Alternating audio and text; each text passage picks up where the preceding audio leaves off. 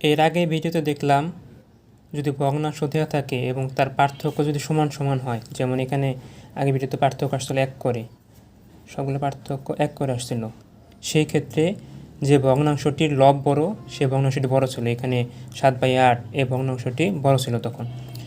কিন্তু যদি ভগ্নাংশগুলোর মানের পার্থক্য হয় তখন আমরা কি করব? এই কোশ্চেনটা দেখি, কোন ভগ্নাংশটি 2/3 থেকে বড়। তো এখানে আমরা সে আগের নিয়মেই খাটাবো। প্রথম অপশনটা দেখি, 33/55। তো এটার পার্থক্য কত? এটার পার্থক্য হলো 22, বিয়োগ করার পর 22 আসলো। এরপরে 2 নাম্বারটা দেখি, খ নাম্বারটা, 8/11। 11 থেকে 8 বাদ দিলে থাকে কত? 3।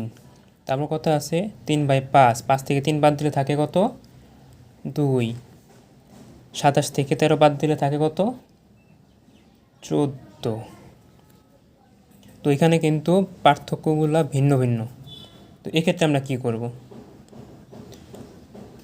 এক্ষেত্রে আমরা যে পার্থক্যটা আসছে এখানে 22, 3, 2, 14, এই পার্থক্যটাকে লব দ্বারা ভাগ করব। যেমন এখানে 33 লব ছিল, এটাকে 22 দিয়ে ভাগ করব।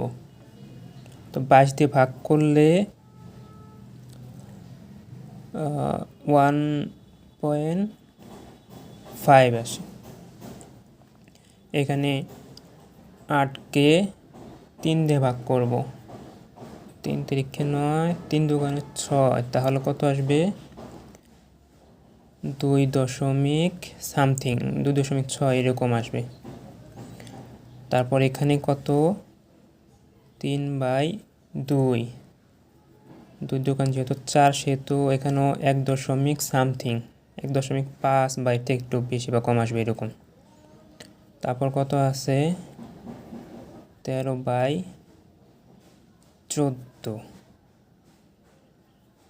13কে 14 ভাগ করলে 0.0 দিয়ে সামথিং আসবে, 0.07 দিয়ে এরকম কিছু। তো পরের ভগ্নাংশ পরের মানগুলো আমাদের দরকার নেই, আমাদের দেখতে হবে প্রথম কত কত মান আসছে। তো ভাগ করার পর দেখা গেল যে 33/22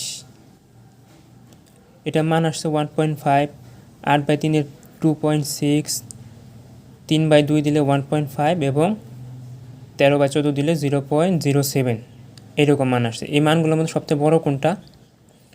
বড় হলো 2.6। তো এই যে 2.6, এখন দেখতে হবে যে এই সংখ্যার থেকে কতটুকু বড়। তো 2/3 এটা পার্থক্য হলো 1। তো আমরা যেহেতু পার্থক্য দিয়ে ভাগ দিচ্ছিলাম, এখানে ভাগ দিই, 2/1 দিলে থাকে হলো 2। তো এখানে পার্থক্য আসলো 2, ভাগ করার পরে মান আসলো 2। এই 2-এর থেকে 2.6 বড়, সেহেতু কোন ভগ্নাংশটি 2/3 থেকে বড়? এটার অ্যান্সার কী হবে? অ্যান্সার হবে, যেহেতু এটার মান থেকে আসছে সেহেতু উত্তর হবে 8/11।